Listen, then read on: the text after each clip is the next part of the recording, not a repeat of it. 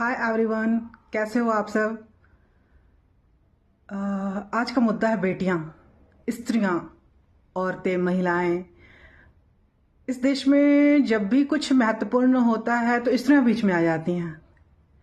जिन बातों से किसी का कोई मतलब नहीं होता वहां पे स्त्रियां होती है। एक आईएएस कितना बड़ा एग्जाम होता है, कितनी किताबें पढ़नी होती है, लेकिन मेंटालिटी नहीं बदली स्त्रियों के बदले। आपके कलंक को धोने के लिए किसी ब्राह्मण की लड़की की क्यों जरूरत है, या किसी दलित की लड़की किसी के कलंक को क्यों धोएगी। आपके अपने कलंक है, अपने धो, खुद धोना चाहिए ना।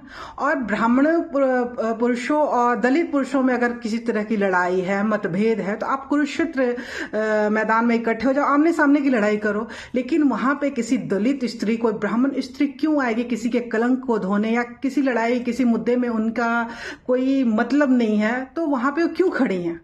आप दो पुरुष लड़ रहे हैं, गाली किसे देते हो? आप उसकी माँ बहन को गाली दे रहे हो, वो आपकी माँ बहन को गालियां दे रहे हैं। बड़े शर्म की बात है, 21वीं सदी में हम आ रहे हैं। दुनिया में इतने महत्वपूर्ण बदलाव हो चुके हैं, भौतिक, सामाजिक, आर्थिक, हर तरह से सारे बदलाव हो चुके हैं, लेकिन स्त्रियों के बारे में हमारी मेंटालिटी वही है। और सबसे शर्म की बात है कि हम स्त्रियां, हम महिलाएं उनको सपोर्ट करती हैं।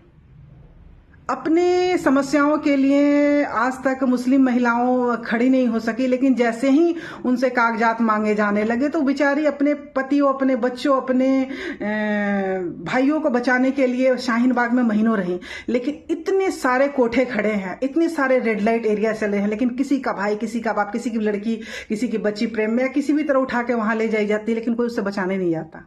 लेकिन स्त्रियां हमेशा अपने पिता के लिए, अपने भाई के लिए, अपने पति के लिए, अपने पुत्र के लिए खड़ी रहती है। लेकिन अफसोस कि खड़े होते हैं, लेकिन उस लेवल पे नहीं जैसे स्त्रियां खड़ी होती है अपने घर के पुरुषों के लिए या दुनिया के लिए खड़ी होती हैं। और आप आईएएस हैं या आप बहुत अच्छे मेंटेलिटी के हैं, आपने बहुत किताबें पढ़ी हैं और आपको लगता है कि आप अछूत हो, या आप किसी भी तरह की आपकी सामाजिक समस्या है और आपको लगता है कि मेरे इस कलंक को स्त्रियां धोएंगी, ये कितनी शर्म की बात है। आप अपने कलम खुद धो ना। और वैसे भी कहा जाता है स्त्री की कोई जाति नहीं होती। कहावत तो ये भी कि स्त्रियों की, जो जिसके घर जाती है उसकी जाति हो जाती है। तो अगर हम ब्राह्मण हैं और आपके घर के, तो हम भी दलित हो गए, या वैश्य हो गए, या शूद्र हो गए, या क्षत्रिय हो गए, मुस्लिम हो गए, हिंदू हो गए, स्त्रियों की तो कोई जाति ही नहीं होती। वो जिसके घर में जाती है उसकी जाति होती है। हालांकि संविधान के अनुसार ऐसा नहीं होता, लेकिन उसको होने वाले बच्चे भी उसी जाति के माने जाते हैं। तो बेहतर होगा कि दो पुरुष आपस में लड़े तो अपनी लड़ाई, अपना समाधान, अपनी समस्या खुद सॉल्व करे और बीच में स्त्रियां ना आए। ये सबसे एक अच्छा आधुनिक सभ्य समाज की नींव होगी हमारे लिए। जय हिंद।